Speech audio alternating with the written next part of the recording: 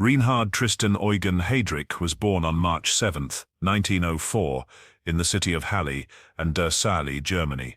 His family belonged to the educated middle class. His father, Bruno Heydrich, was a respected musician and opera composer who founded a conservatory of music. His mother, Elisabeth Krantz, came from a family of academics. It was, by all appearances, an ordinary and cultured household. Yet the man who emerged from it would become one of the most feared figures in the Nazi regime, a man whose name would later be associated with systematic mass murder. As a child, Reinhard was intelligent but withdrawn. He excelled in music, particularly violin, and developed an early sense of discipline and ambition. His upbringing was marked by an undercurrent of social insecurity. Rumors circulated in Halle that the Heydrich family had Jewish ancestry, a whisper that would follow him for the rest of his life, and that he would later overcompensate for through his extreme devotion to Nazi racial ideology. In 1922, at the age of 18, Heydrich joined the Reichsmarine, the German Navy of the Weimar Republic. He rose to the rank of lieutenant, demonstrating a meticulous sense of duty and an aptitude for intelligence work. However, his naval career came to an abrupt end in 1931, when he was dismissed for conduct unbecoming an officer, after becoming involved in a romantic scandal. The dismissal deeply humiliated him. It was a turning point, one that left him embittered and seeking purpose in a Germany convulsed by economic depression and political extremism. Later that year, Heydrich met Lena von Osten, a young woman from a family of nationalist sympathies, who was an early supporter of Adolf Hitler's National Socialist German Workers' Party. Through her, Heydrich was introduced to members of the SS, the paramilitary organization that had begun to expand under the leadership of Heinrich Himmler. Impressed by Heydrich's military background and intelligence, Himmler offered him a position to help build an SS intelligence service. Heydrich accepted immediately. It was the beginning of a partnership that would place him at the center of the Nazi state's security machinery. By 1933, when Hitler came to power, Heydrich had already established the Sicherheitsdienst, or SD, the intelligence arm of the SS. His effectiveness lay in his methodical approach. He collected dossiers on political opponents, party members, and even fellow Nazis. Within a few years, his network of informants extended across Germany. To Hitler and Himmler, he was indispensable. In 1934, Heydrich played a crucial role in the Night of the Long Knives, the purge in which Hitler eliminated the leadership of the SA, the Nazi Party's original paramilitary wing. Acting under Himmler's direction, Heydrich's SD compiled the lists of individuals to be executed. His performance earned him promotion and confirmed his reputation as a man both efficient and utterly loyal to authority. By the late 1930s, Heydrich's responsibilities had expanded. He was appointed chief of the Reich's main security office, RSHA, an organization that combined the Gestapo, the criminal police, and the SD under one command. This made him one of the most powerful figures in the Nazi hierarchy, the overseer of domestic security, intelligence, and the regime's political policing. When war began in September 1939, Heydrich's reach widened still further. He directed the SS task forces known as Einsatzgruppen, which followed the German army into Poland, executing political opponents, intellectuals, and members of the Jewish community. These operations foreshadowed the policies of extermination that would follow. Heydrich was a man defined by contradictions. Outwardly composed and disciplined, he was also ruthless and devoid of empathy. Those who worked with him described him as precise, self-controlled, and calculating, a bureaucrat of violence who carried out atrocities with the detachment of an administrator. Even among his peers, his coldness stood out. Himmler called him the man with the iron heart. In September 1941, Hitler appointed Heydrich acting Reichsprotector of Bohemia and Moravia, the occupied Czech territories. It was a strategic post. Czechoslovakia's industrial base was vital to the German war effort, and unrest among the population threatened production. Within days of his arrival in Prague, Heydrich ordered mass arrests, executions, and deportations. He imposed a regime of efficiency and terror. Resistance leaders were hunted down, trade unions dismantled, and universities closed.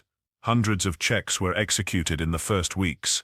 Yet production in armaments and manufacturing rose sharply. Even his superiors recognized that he had turned the region into a model of submissive occupation. To the Czech population, however, he became known as the Butcher of Prague. Beyond the borders of Czechoslovakia, Heydrich's influence extended to the Nazi regime's most destructive policy. On January 20, 1942, he chaired the Wannsee Conference, a meeting of senior officials from across the German government, held in a villa on the outskirts of Berlin. The conference lasted only 90 minutes, but its agenda was decisive. It formalized the coordination of what the Nazis called the final solution to the Jewish question, the planned extermination of Europe's Jews. At Wannsee, Heydrich outlined the logistical framework of genocide, deportations, transportation networks, and methods of killing. No one present objected. When the meeting concluded, participants reportedly shared cigars and brandy. The machinery of the Holocaust had found its administrator. By the spring of 1942, Reinhard Heydrich was at the height of his power. He was 38 years old, head of the RSHA, protector of Bohemia and Moravia, and effectively the third most powerful man in the Third Reich, subordinate only to Hitler and Himmler. What neither he nor his superiors could foresee was that within a few months he would be dead, the victim of one of the most audacious assassinations of the Second World War. By late 1941, the situation in occupied Europe was deteriorating rapidly for the Allied powers. The German army had conquered most of the continent, France had fallen, Norway was under occupation, and the Soviet Union was fighting for survival. The Allied governments in exile, based in London, faced a dilemma. They lacked the means to strike directly at the Nazi regime, yet they needed to show their nations were still resisting. For Czechoslovakia, the problem was particularly acute. After the Munich Agreement of 1938 and the German occupation that followed, the country had ceased to exist. Its government, led by President Edvard Beneš, operated in exile from London.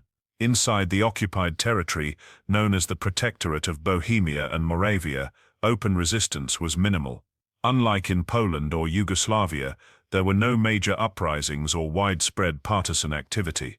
Factories continued to operate, and Czech industry supplied essential weapons, ammunition, and machinery for the German army. From the German perspective, the territory was stable, a model occupation. From Beneš's perspective, it was a disaster. In Allied conferences, Czechoslovakia was viewed as passive, its people seemingly compliant with German rule. Beneš feared that if this perception persisted, his country would be marginalized in any post-war negotiations. To restore Czechoslovakia's political standing, he needed to demonstrate that his nation was still fighting. The arrival of Reinhard Heydrich in Prague offered both a problem and an opportunity. His rule brought order through terror, but it also placed a visible symbol of Nazi control at the heart of the Protectorate. If the Czech resistance could strike him down, it would send a message that collaboration was not universal, and that even the most powerful Nazi officials were vulnerable. In London, Beneš began discussions with the British Special Operations Executive, the SOE. Created in 1940, the SOE's mission was to set Europe ablaze by supporting resistance movements, conducting sabotage and organizing covert operations behind enemy lines. For both the Czechoslovak government in exile and the British, an attack on Heydrich promised multiple advantages. First, it would demonstrate to occupied nations that the Nazi leadership was not untouchable. Second, it could disrupt the German security apparatus at a time when the Allies were struggling to gain momentum. And third, it would restore the reputation of Czechoslovakia as a nation of resistance. The operation that emerged from these discussions would be codenamed Anthropoid, from the Greek word meaning human form. It was an ironic title for a mission that targeted one of the least humane figures of the war. In October 1941, Czechoslovak intelligence officer František Moravec, working in London, selected 2 soldiers from among the 2,000 Czechoslovak volunteers serving with the British forces. They were Josef Gabčík, a Slovak non-commissioned officer, and Jan Kubiš, a Czech sergeant. Both had fled their homeland after the German occupation and had proven themselves disciplined and determined. The men underwent intensive training in Scotland, where they learned parachuting, marksmanship, demolitions, and escape techniques. The SOE's instructors emphasized independence and improvisation. The mission would rely entirely on the men's ability to adapt once inside occupied territory. The risks were immense. Assassinating a high-ranking Nazi official was unprecedented. Attempts on Hitler, Himmler, and other leaders had failed or never progressed beyond the planning stage. Security in occupied territories was tight, and the Gestapo's network of informants was extensive. Even so, Heydrich's behavior made him a feasible target. Despite explicit orders from Hitler to travel in an armored car with an armed escort and to vary his daily route, Heydrich ignored all precautions. Confident in his own authority, he commuted each morning from his home in the Prague suburb of Panenské Běžany to Prague Castle in an open-top Mercedes-Benz, accompanied only by his driver. His routine was predictable, his arrogance complete. The plan called for Gabčík and Kubiš to parachute into Czechoslovakia, make contact with the underground resistance, and carry out the assassination in Prague. They were not told how to escape. The assumption was that they would probably not return. On the night of the 28th of December 1941, the two men, along with several other SOE-trained teams on related missions, were dropped by Handley Page Halifax bomber over western Czechoslovakia. Their landing was difficult, navigation errors scattered the groups, and some equipment was lost. Nevertheless, Gabčík and Kubiš managed to regroup and reach Prague by January 1942. For months they lived under false identities, sheltered by members of the Czech resistance. They waited, observed, and reported their findings to London through secret channels. The local underground, already under severe pressure from the Gestapo, grew increasingly anxious. They feared that an assassination of such magnitude would bring catastrophic reprisals. Repeatedly, they urged London to cancel the mission. But the order from the SOE was unequivocal: the operation must proceed. By the spring of 1942, time was running out. Intelligence indicated that Heydrich was soon to be transferred to France to oversee anti-resistance operations there. If he left Prague alive, the mission would be rendered meaningless. And so, despite growing alarm among the local resistance, the decision was final. Reinhard Heydrich would be the target. As the assassins prepared, every element of the mission was studied in meticulous detail: the route of Heydrich's car, the timing of his commute, the layout of Prague's streets, and the chosen location for the ambush, a sharp hairpin bend in the suburb of Libing near Bulovka Hospital. It was here, at this quiet intersection, that one of the most daring operations of the Second World War would soon unfold, an act of resistance that would change the course of Czech history, but at a cost few could have imagined. In the months following their arrival in Czechoslovakia, Josef Gabčík and Jan Kubiš moved through a country gripped by fear. The Gestapo's control was absolute, and informants were everywhere. The smallest act of defiance risked execution. Yet within this atmosphere of suspicion, the two men began to build the network of contacts that would make the assassination of Reinhard Heydrich possible. Their first task was to establish contact with the Czech underground movement, known collectively as the UVOD, or Central Leadership of Home Resistance. Its members included former army officers, clergy, and ordinary citizens who provided safe houses, forged documents, and food. But the resistance was fragmented and cautious. The arrival of foreign-trained paratroopers carrying orders from London both inspired and alarmed them. They knew that an attack on Heydrich would invite massive reprisals. Nevertheless, after weeks of discussion, the local leaders agreed to assist. They arranged safe flats in Prague, Pardubice and Čáslav, and helped the agents survey possible ambush points along Heydrich's route to the castle. They also acquired weapons: a British Sten submachine gun, 2 pistols, and modified anti-tank grenades. Through the early months of 1942, Gabčík and Kubiš studied Heydrich's movements with painstaking care. Every morning, around 10:30 a.m., his green Mercedes convertible left his villa in Panenské Běžany, entered Prague through Kubilici, and then passed the sharp turn at Libing, where the road curved around a tram stop before ascending toward Prague Castle. The location offered a rare tactical advantage. Cars had to slow almost to a halt to negotiate the bend. Beyond it lay open ground, providing no cover for escape.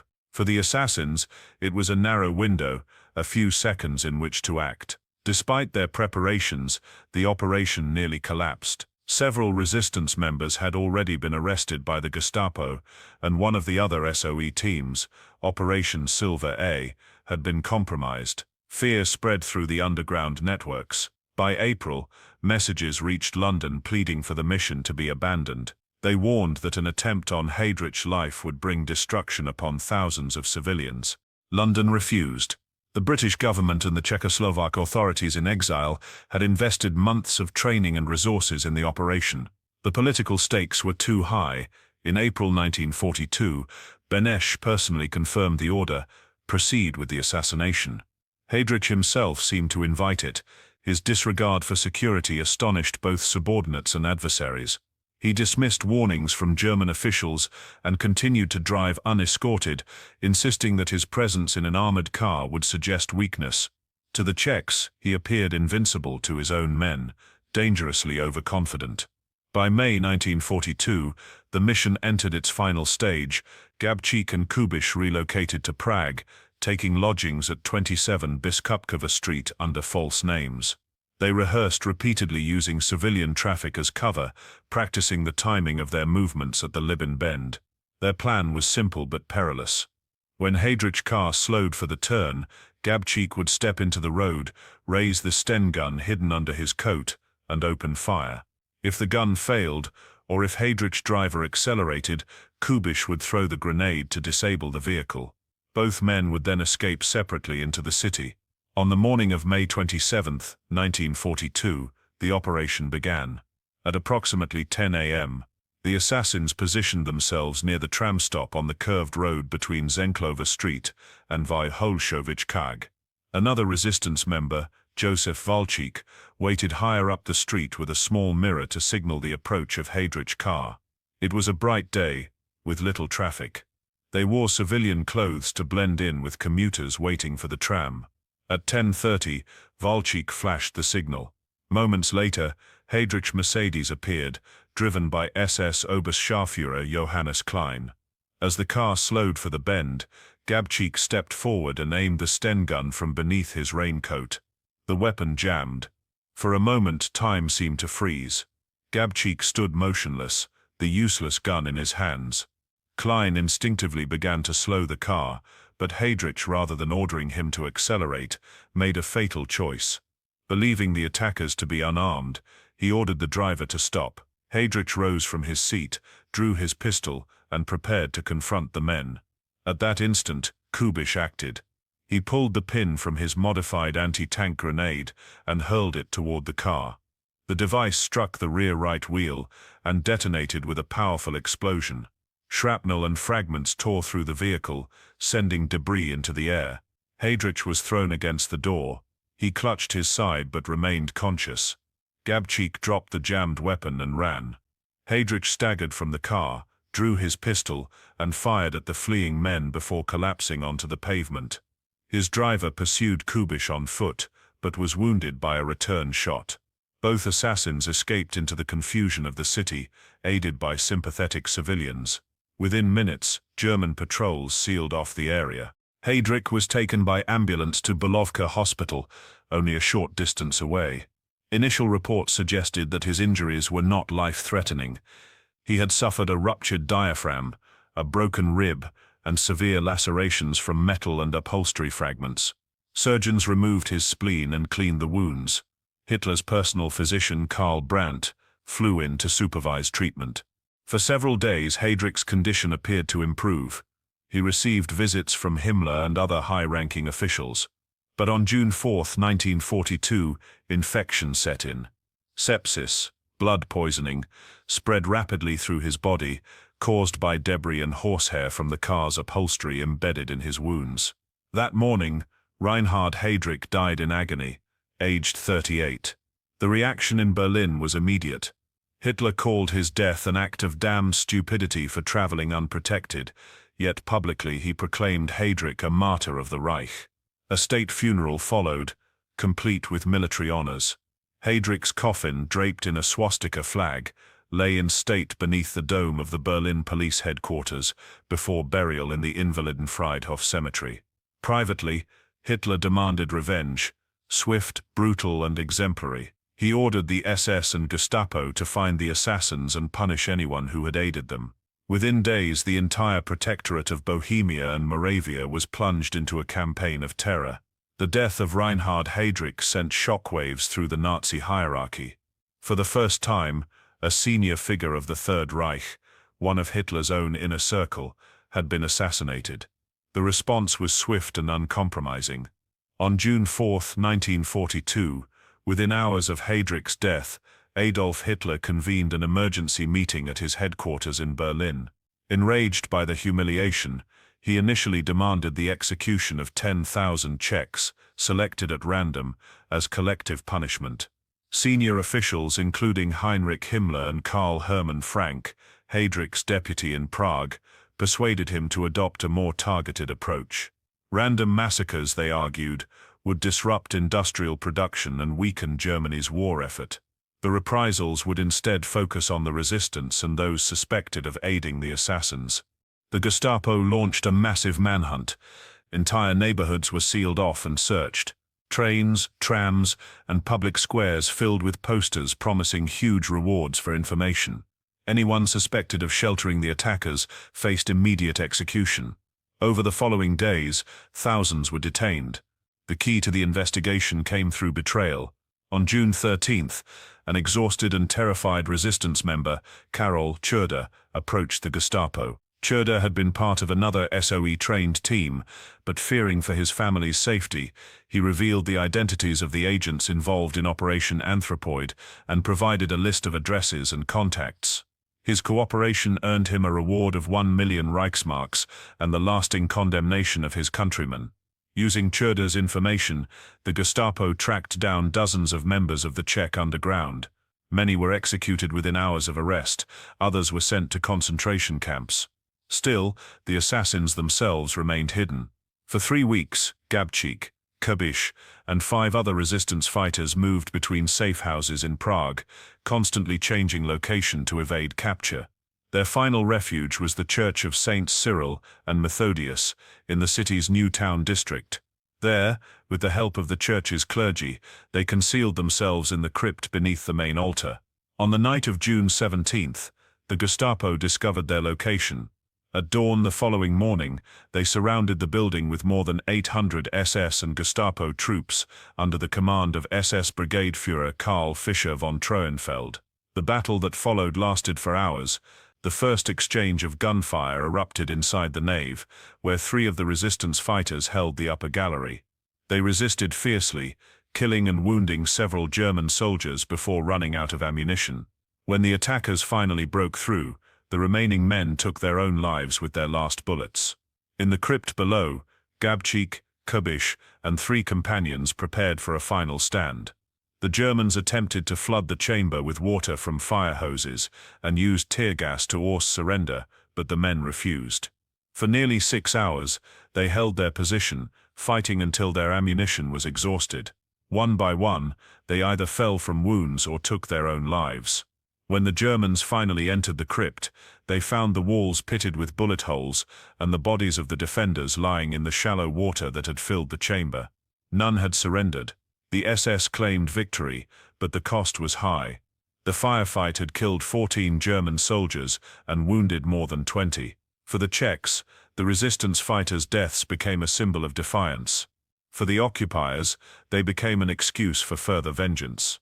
In Berlin, Hitler demanded a public example that would instill fear across Europe. The search for scapegoats led to the small village of Lidis, located 12 miles northwest of Prague. The choice was arbitrary. German investigators had intercepted a personal letter from a young Czech man to his former mistress, in which he boasted, falsely, of involvement in Heydrich's assassination. On this flimsy basis, the Gestapo concluded that Lidis was harboring the culprits.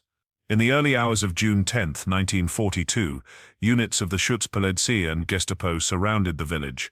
What followed was one of the most notorious reprisals of the Second World War. All 173 men and boys aged 14 or older were taken to a nearby farm and shot in groups of 10. The women, about 200 in total, were deported to the Ravensbrück concentration camp. A handful were later returned to Germany as forced laborers. Most perished. The 88 children of Lidis were separated from their families.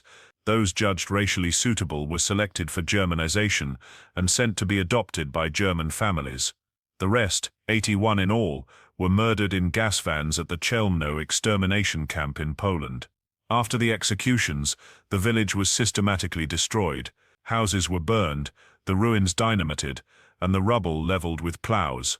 Even the local cemetery was desecrated. Official records of Lidis were erased.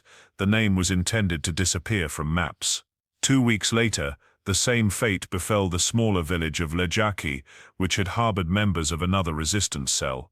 Its 33 adult inhabitants were executed, and its children deported. The reprisals extended beyond these villages. Over 1,300 Czechs were executed in the weeks following Heydrich's death. Thousands more were arrested and deported to concentration camps such as Mauthausen, where few survived.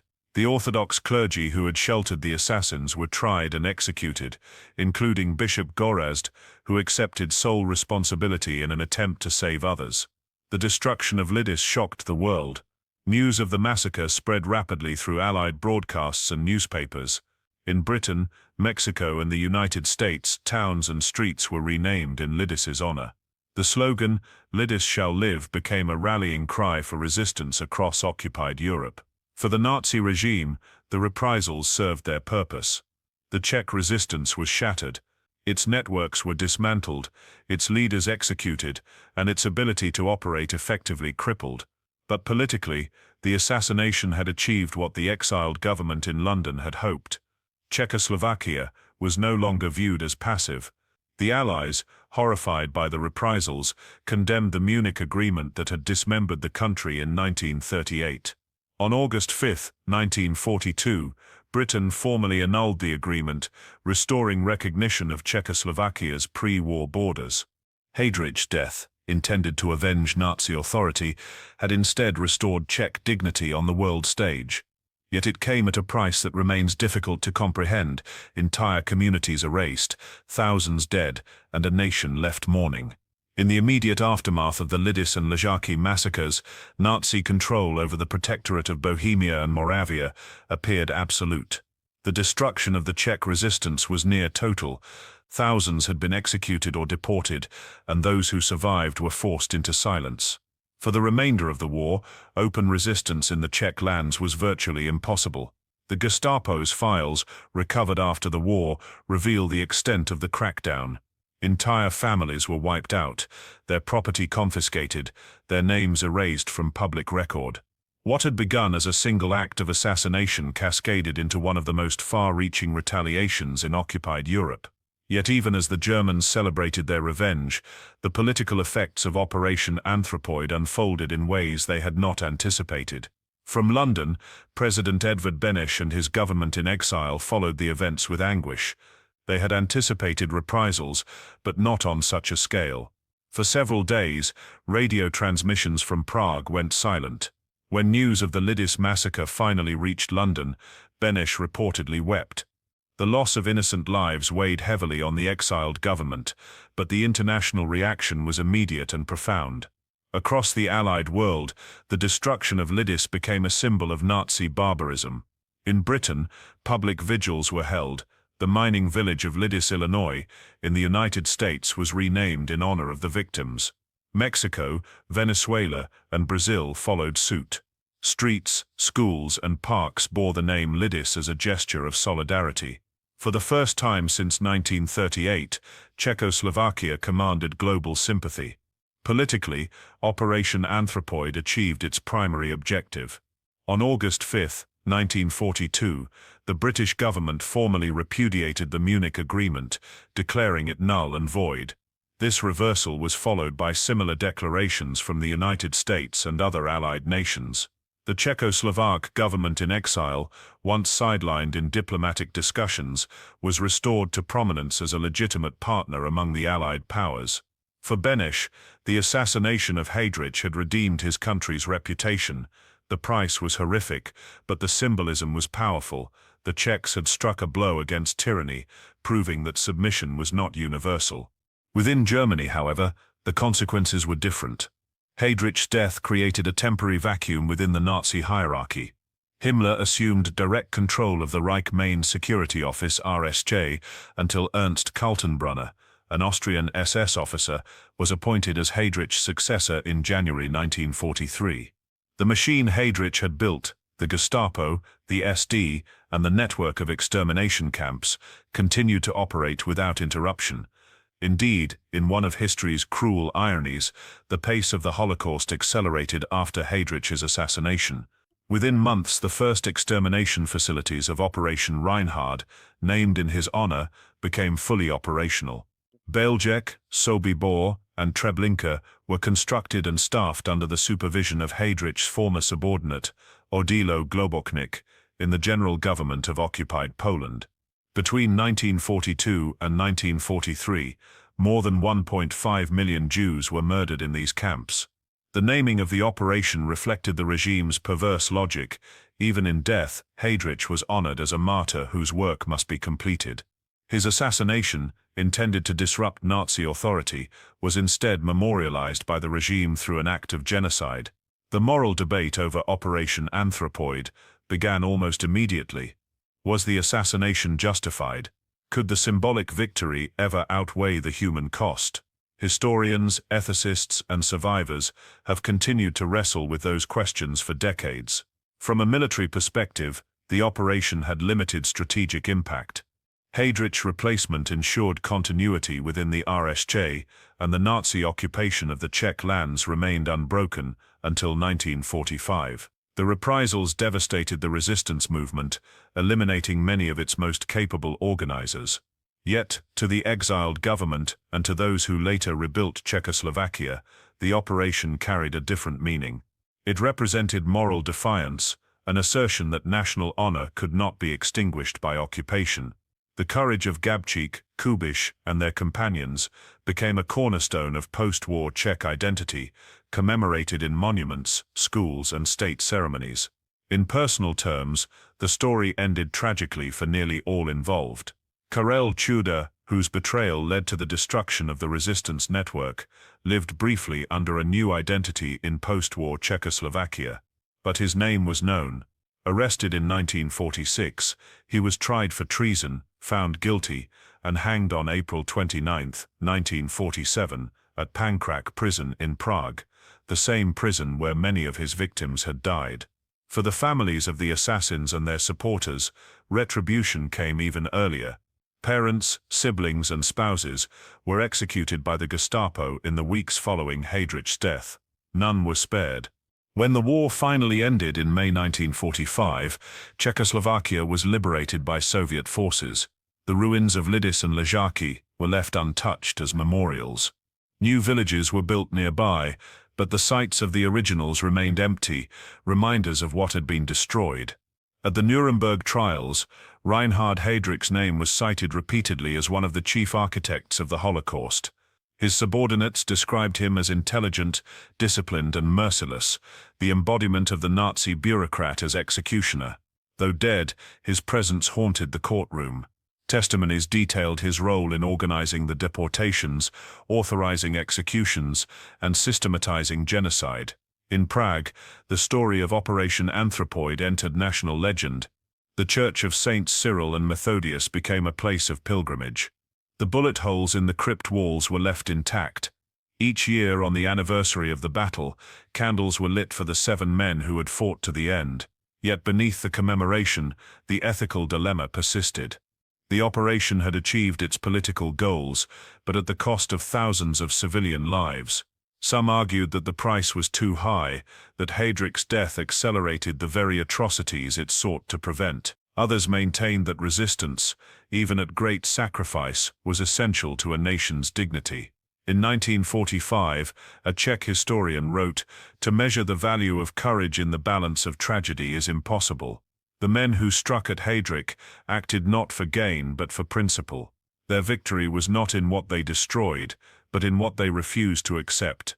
That sentiment came to define how Czechoslovakia remembered Operation Anthropoid, not as a military success or failure, but as an act of moral affirmation in an age of terror. In the years after the war, the story of Reinhard Heydrich's assassination took on a meaning that extended far beyond Czechoslovakia. What had begun as a covert operation planned in exile became a moral touchstone for how nations remembered resistance under occupation. The physical traces of the events remained visible. The crypt beneath the church of Saints Cyril and Methodius was preserved as it had been found in 1942. The pock-marked walls, the darkened stone, the small shaft through which the men had exchanged their final gunfire. It became a memorial not only to the 7 who died there, but to the thousands executed in the reprisals that followed. Each year, wreaths and candles lined the narrow corridor, a silent recognition of courage in the face of impossible odds. In the rebuilt village of Lidis, a new community was founded nearby, but the site of the original village was left untouched. Grass grew over the foundations of homes, and a single cross marked the place where the men had been shot. To visitors, it remained both a symbol of suffering and a reminder of how swiftly ordinary life can be erased by violence.